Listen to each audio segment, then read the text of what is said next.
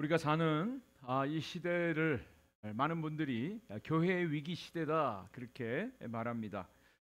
왜냐하면 교회가 전방위적으로 공격을 받고 있습니다. 사회 또 일반 사람들조차도 교회를 미워하고 싫어합니다. 그래서 여러 가지 방법을 통해서 그 미움, 반항, 대적하는 감정들을 쏟아내고 있습니다. 그리고 또 교회를 봐도 요즘에 많은 사람들이 교회를 떠난다는 거예요. 이 제도권 안에 있는 교회들을 떠나서 또 주일학교가 많이 줄어들고 또 미래에 교회가 과연 존재할까 이렇게까지 생각하는 분들도 있습니다. 그런데 한쪽에서는 또 교회가 기회다. 지금 우리가 사는 이 시대는 교회의 기회 시대다라고 말을 합니다. 두드러지게 나타나는 것은요, 요즘에는 사회적으로, 정치적으로, 또 문화적으로 예수 그리스도를 믿는 사람들이 대중 앞에서 자신의 신앙을 아주 담대하게 선언하고 선포하는 모습들을 보게 됩니다. 옛날 같으면 그런 대중 앞에서 자기가 크리스찬이고 또 정말 하나님이 살아계시다라고 하는 것을 잘 표현을 못했는데, 요즘은 아주 담대하게 하나님에 대해서 선포하고 자기가 크리스찬임을 밝히는 이런 모습들을 보게 됩니다. 저는 그래서 이 마지막 때, 정말 주님이 오시는 날이 얼마 남지 않은 이때에 이제 주님께서 정말 알곡과 가라지를 가르치고 또 구별하시는 그런 시대가 되었다. 오히려 이 어렵고 힘든 시대 가운데 하나님의 생명의 복음이 전파되어져야 할 아주 좋은 기회가 되었다고 생각을 하게 됩니다. 몇 년 전에 어떤 교회 목사님이 책을 썼는데, 우리 교회 이보다 더 좋을 수 있다, 이런 제목의 책을 썼어요. 우리 교회 이보다 더 좋을 수 있다. 이 교회가 그렇게 더 발전하고 더 좋게 될 수 있다는 거죠. 그래서 저는 오늘 설교 제목이 이보다 더 귀할 순 없다. 교회를 말합니다. 우리가 사도신경에 지금 성부, 성자, 성령 하나님에 대한 신앙의 고백을 했습니다. 오늘 우리가 고백하고 또 함께 나눌 말씀은 거룩한 공회에 대한 말씀입니다. 거룩한 공회.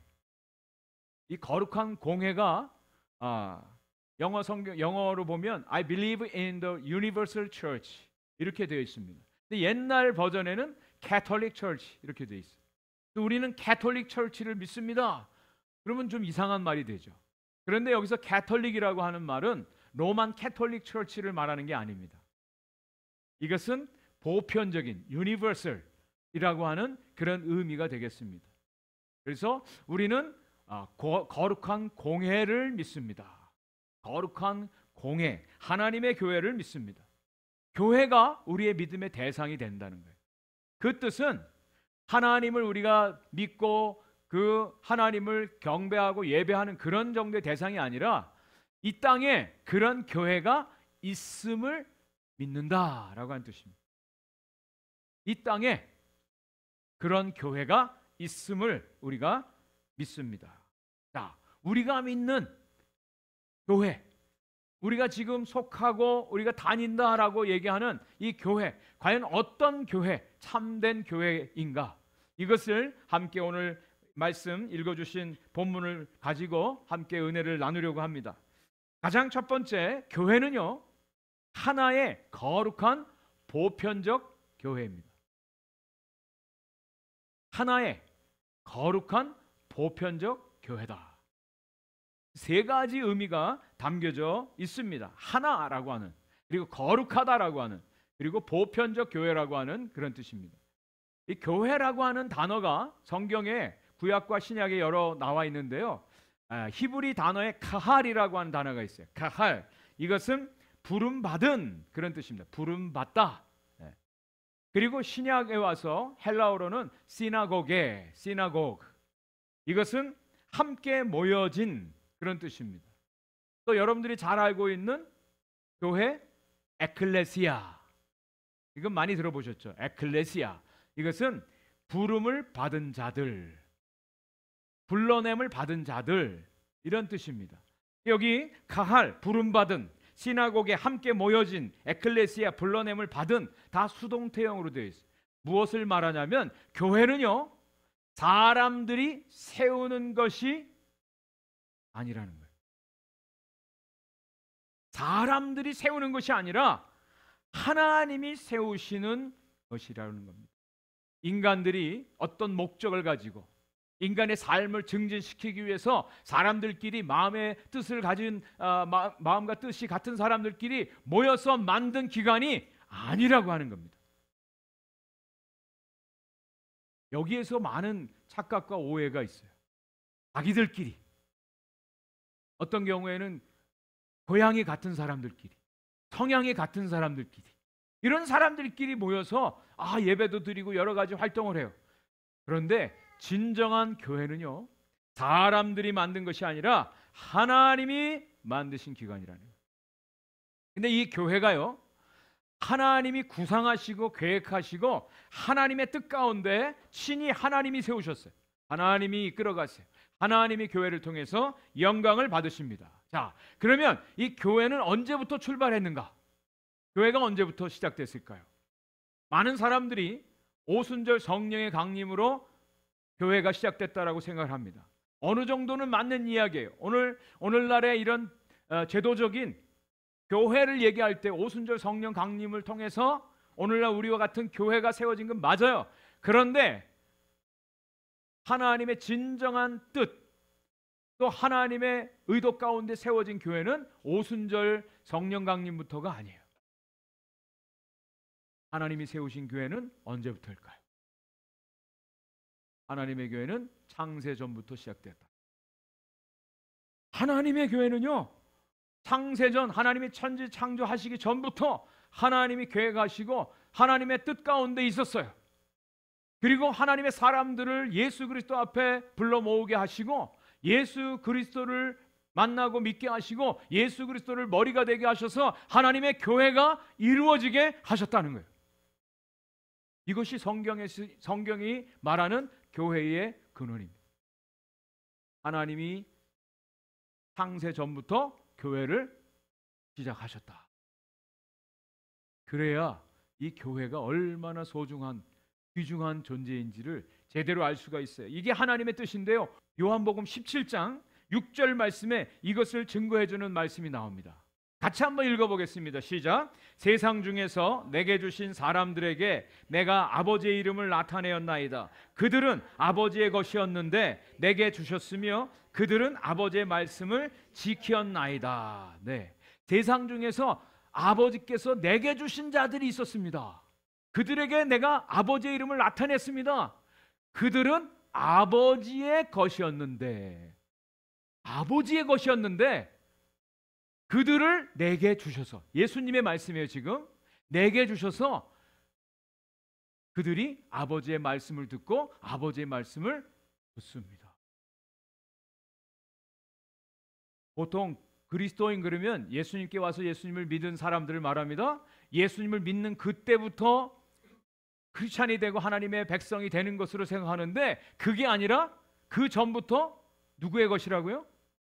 아버지의 것, 하나님의 것으로 이미 택한 자들이 있다라고 하는, 그들을 하나님께서 예수님 앞에 인도해서 예수님을 믿게 하시고 하나님의 거룩한 교회가 되게 하셨다라고 하는 말씀입니다.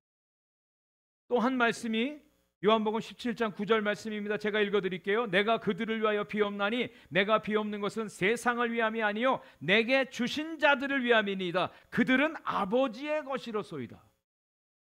내게 주신 자, 예수님께 주신 자들이 바로 크리스찬들이에요. 그 사람들은 아버지의 것이었대요. 하나님의 창세전부터 예정하시고 택하시고 하나님의 것으로 불러주신 그 사람들을 예수님을 만나게 하시고 예수 그리스도를 믿게 하시고 하나님의 교회가 되게 하셨다라고 하는 것을 예수님 말씀하십니다.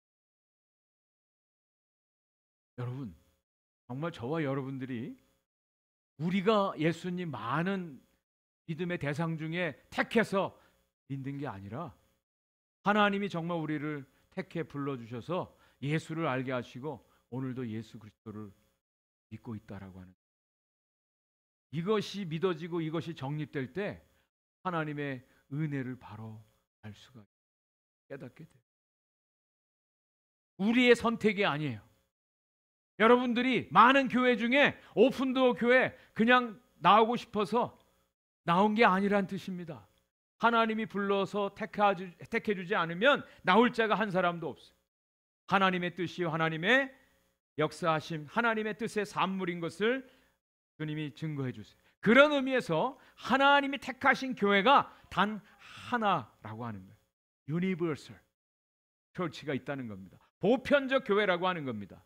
하나님께서 본래부터 작정하시고 끝까지 인도하실 하나님의 교회가 보편적 교회, 유니버설 처치, 거룩한 공예라고 하는 겁니다. 여기 보편적이다라고 하는 유니버설이라고 하는 말의 뜻은 시간과 공간 위에서 우리가 이해를 해야 됩니다. 시간적으로 창세전부터 마지막까지 존재한다는 뜻이에요. 그리고 공간적으로도 어디에나 존재한다라고 하는 그런 뜻이에요. 이 거룩한 공예가 바로 있음을 우리가 믿고 우리가 그 거룩한 공예에 속한 성도들이라고 하는 것을 우리가 이제 믿음으로 고백합니다. 16세기에 네덜란드 크리스찬들이 신앙 고백한 신앙 고백서가 있는데 벨직 신앙 고백서입니다. 여기에 이 하나님의 거룩한 보편적 교회라고 하는 말이 나와요. 제가 한번 읽어드릴게요. 우리는 곧 거룩한 회중이요 참 기독교 신자의 모임이요 예수 그리스도 안에서 완전한 구원을 기다리고 그 보혈로 씻김을 받으며 성령으로 거룩하게 되고 인치심을 받은 하나님의 단일한 보편적 혹은 전 세계적 교회를 믿고 고백한다. 하나님의 단일한 보편적 교회, 유니버설 처치가 있음을 우리가 믿음으로 고백한다고 이분들은 이야기합니다. 자, 오직 하나의 교회만이 존재해요. 이게 보편적 교회입니다. 세상에 많은 교회들이 있는데 무슨 하나의 교회입니까? 캐톨릭 교회는요, 로마 캐톨릭 교회는 바티칸 하나의 교회가 있어요. 그죠? 그리고 모든 지역에 다 지교회들이 있어요. 우리 개신교회는 뭐 한국에도 미국에도 수많은 교회들이 있는데 무슨 하나의 교회입니까? 이것을 이해하기 위해서는 두 가지 교회 개념을 여러분들이 이해를 해야 됩니다. 첫째로는 보이는 교회가 있고 보이지 않는 교회가 있어요. 보이는 교회는 visible church, 보이는 교회. 이 교회는 오픈도어 교회처럼 이 지상에 보여지는 교회, 모이는 교회를 말합니다. 이 보이는 교회는 많아요. 많아. 그런데 보이지 않는 교회가 있다는 거예요. Invisible church. 보이지 않는 교회는 하나입니다. 이것이 우주적인 교회를 말해요. 보편적 교회를 말합니다. 하나님만이 알고 계신 교회예요. 하나님이 택하시고 예수 그리스도께 붙어있는 참 신자들의 하나의 교회가 바로 보이지 않는 교회예요. 자, 보이는 교회와 보이지 않는 교회가 있다고 말씀드렸어요. 자, 보이는 교회 안에는 선택받은 자와 선택받지 못한 자들이 있어요. 이 지상에 있는 교회, 로컬 처치에는 선택받은, 구원받은 자와 구원받지 못한 자들이 있습니다. 그런데 보이지 않는 교회, 하나의 교회는 다 구원받은 하나님의 선택받은 자들만 속하게 되어 있어요. 이것을 아주 쉽게 여러분들이 이해할 수 있도록 어거스틴이 한 말을 인용해 드릴게요. 어거스틴이 이런 얘기를 합니다. 많은 양들이 교회 바깥에 있고 많은 이리들이 교회 안에 있다. 이런 얘기를 해요. 여기 양이라고 하는 것은 하나님의 구원받은 백성들을 말해요. 교회 바깥에도 양들이 있다는 거예요. 아직 지금 믿지 않는 자들 중에 하나님의 택함 받은 구원받은 자들이 있다는 겁니다. 그죠? 네. 그리고 교회 안에도 네, 이리들이 있다라고 이렇게 말. 여기에 대해서 오늘 본문 말씀 20절에 예수님께서 이런 말씀을 해주셨어요. 내가 비옵는 것은 이 사람들만 위함이 아니요 또 그들의 말로 말미암아 나를 믿는 사람들도 위함이니. 지금 현재로는 믿지 않지만 앞으로 복음 전함을 통해서 믿게 될 사람들이 아직도 교회 바깥에 있다라고 하는. 하나님의 이 보이지 않는 교회가 하나의 교회입니다. 하나의 교회. 예수 그리스도가 교회의 머리 되신다 라고 한 뜻은 모든 구원받은, 실제적으로 구원받는 선택받은 모든 성도들의 그리스도를 머리로 해서 하나의 교회로 이루어지고 하나님께서 그 교회를 구원으로 인도해 주시는 것을 말씀해 주십니다. 예수님께서 마태복음 13장에 이런 비유를 말씀하세요. 알곡과 가라지 비유를 말씀하세요. 천국은 마치 어떤 사람이 밭에 좋은 씨를 뿌리는 것 같다 그랬어요. 좋은 씨를 뿌렸어요. 생명의 씨를 뿌렸습니다. 그런데 잠자는데 사탄이 와서 가라지를 뿌려놨어요.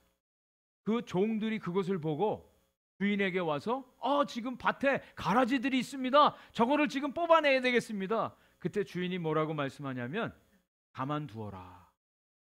가만두어라. 알곡까지 다칠까 하노라. 마지막 때 추수할 때까지 가만두고 마지막 추수 때에 먼저 가라지는 뽑아서 불에 던지고 알곡을 곳간에 모아드리라고 말씀합니다. 지금 교회 안에 알곡과 가라지들이 같이 있다라고 하는 거예요. 이게 무슨 교회예요? 보이는 교회, 보이는 교회. 그죠? 지상에 있는 교회들 안에 정말 참 신자 구원받은 백성들이 있는가 하면 가라지 같은 자들이 있다는 거예요. 그냥 지금은 내버려 두라. 마지막 추수날 그것을 다 구별하신다고 말씀합니다. 보이지 않는 교회는 다 구원받은 백성. 지금 현재는 교회에 있든지 바깥에 있든지 저 이슬람권에 있든지 어디 있든지 몰라요. 그러나 하나님의 택한 백성들은 다 보이지 않는 교회에 속해 있음을 말씀해 주고 있습니다. 보편적 교회, 거룩한 공예를 저와 여러분들은 신앙으로 고백을 하는 것입니다. 자, 두 번째, 교회는요 하나님의 거룩한 백성이에요. 거룩한 백성. 오늘 본문 15절 16절 말씀 한번 제가 읽어드리겠습니다. 내가 비옵는 것은 그들을 세상에서 데려가시기를 위함이 아니요 오직 악에 빠지지 않게 보존하시기를 위함이니이다. 내가 세상에 속하지 아니한 같이 그들도 세상에 속하지 아니하였사옵나이다. 여러분, 교회는요 세상에 존재합니다. 세상에 살지만 세상에 속한 자들이 아니에요. 주님께서 이 요한복음 17장은 대제사장으로서 교회를 위해서 기도하신 내용이에요.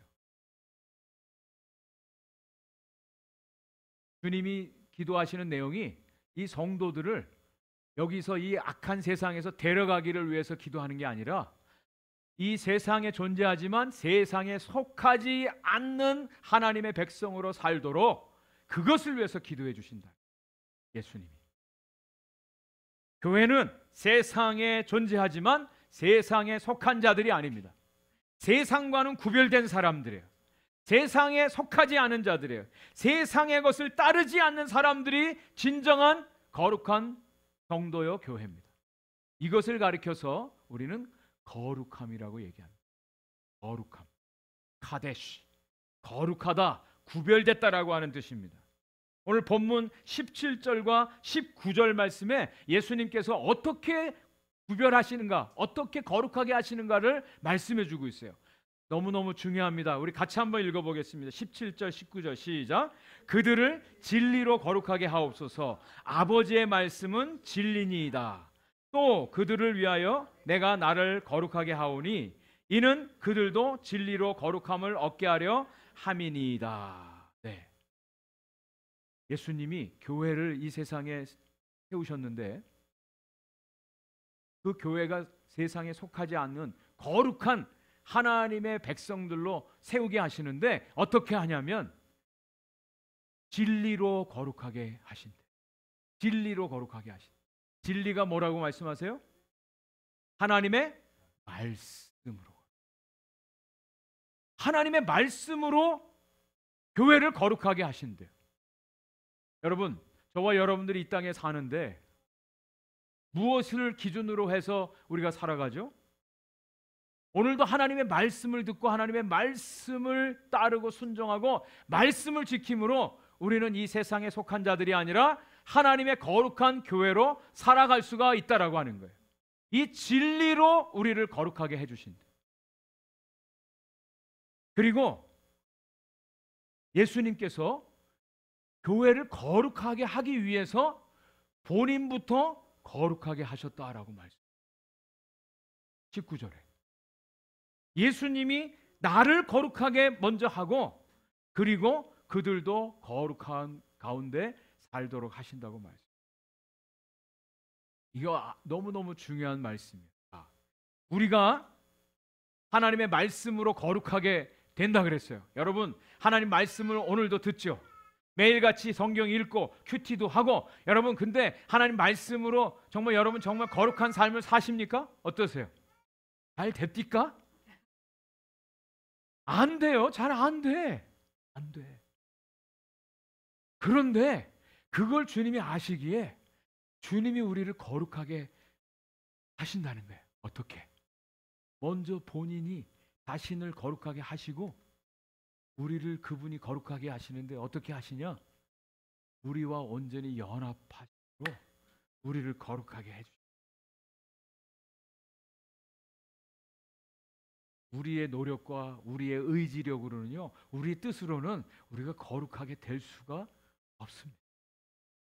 온전히 예수 그리스도와 온전히 연합될 때, 예수 그리스도를 믿고 예수님 영접하고 내가 예수님 안에 거하고 예수님이 정말 우리 안에 거하고 예수님과 온전히 하나 될 때, 그것으로 말미암아 저와 여러분들이 거룩하게 되어지는 놀라운 하나님의 은혜를 입게 됩니다. 이것을 좀 신학적인 용어로 성화라고 얘기합니다. 성화. 거룩하게 되어진다.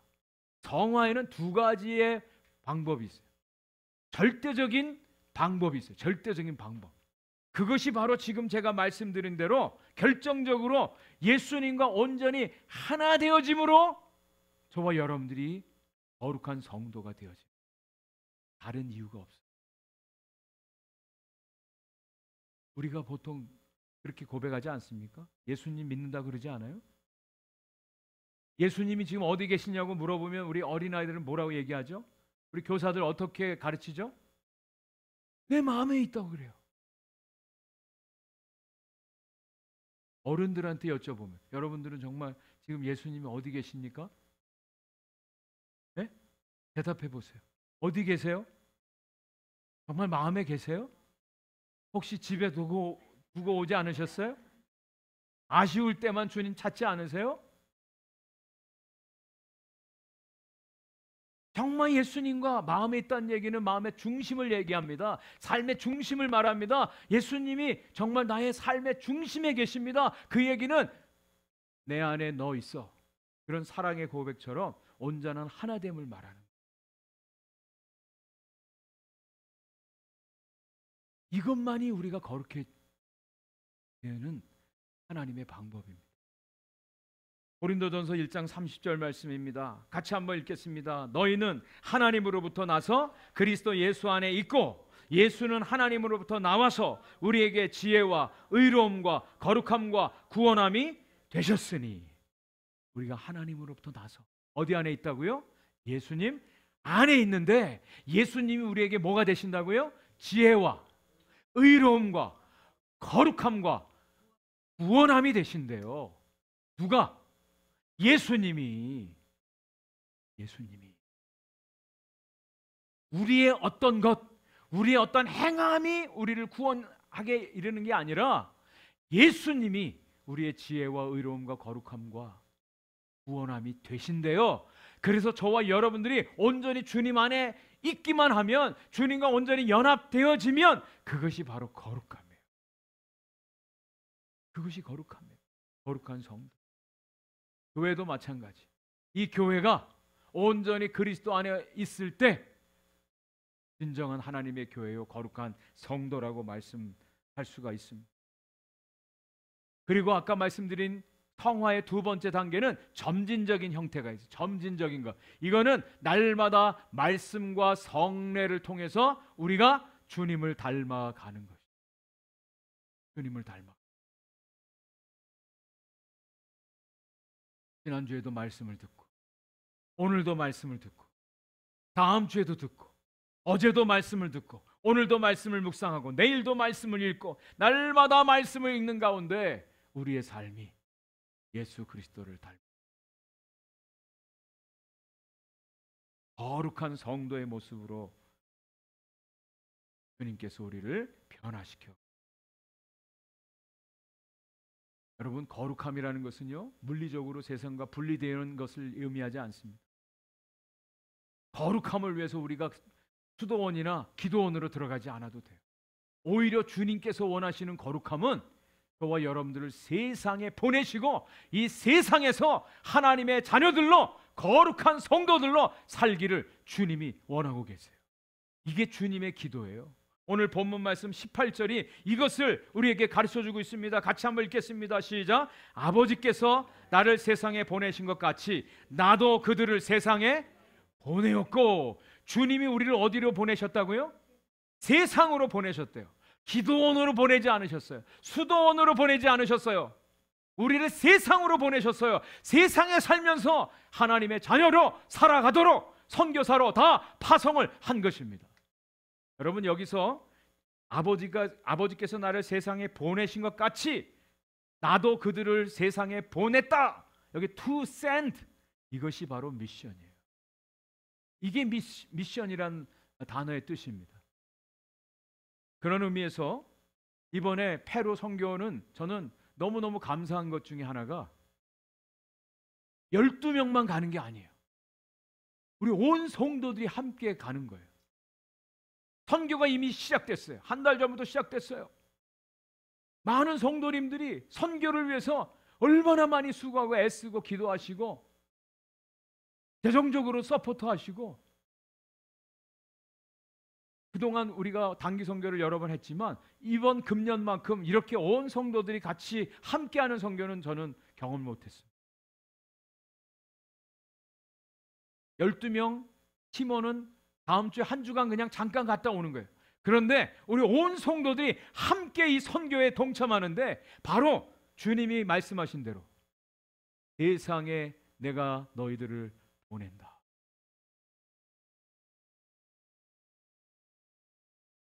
요즘에 미셔널 처치 운동이 일어나고 있어요. 미셔널 처치.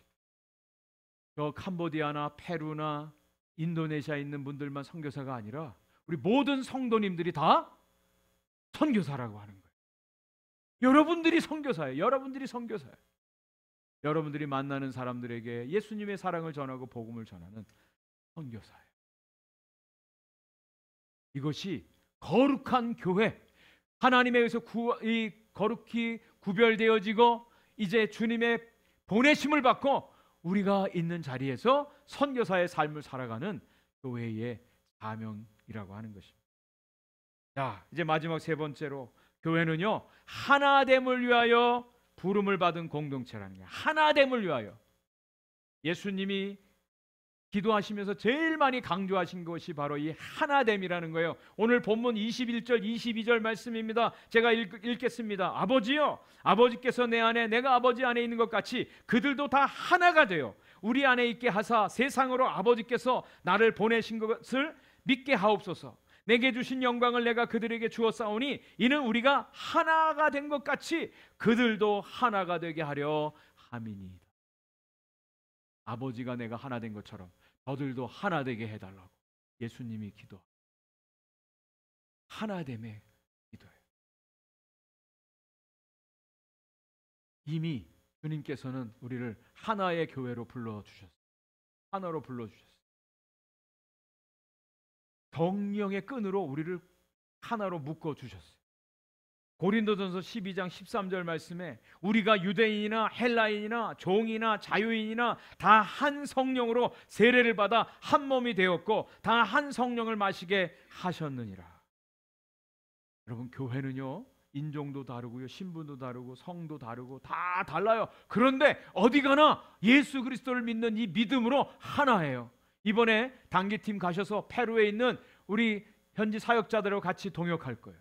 거기에 있는 크리스찬들 스페니쉬를 하고 우리는 영어를 하고 한국말을 하고 커뮤니케이션 잘 안 될지라도 우리가 함께 예배를 드릴 겁니다. 어떻게 이것이 가능할까요? 가능합니다. 왜? 우리는 한 믿음 안에 있기 때문에, 한 성령으로 한 예수 그리스도를 믿기 때문에, 하나님의 한 자녀가 되기 때문에 우리는 함께 예배할 수가 있어요. 어디에서나. 오직 예수 그리스도를 믿는 믿음 안에서만 이것이 가능합니다.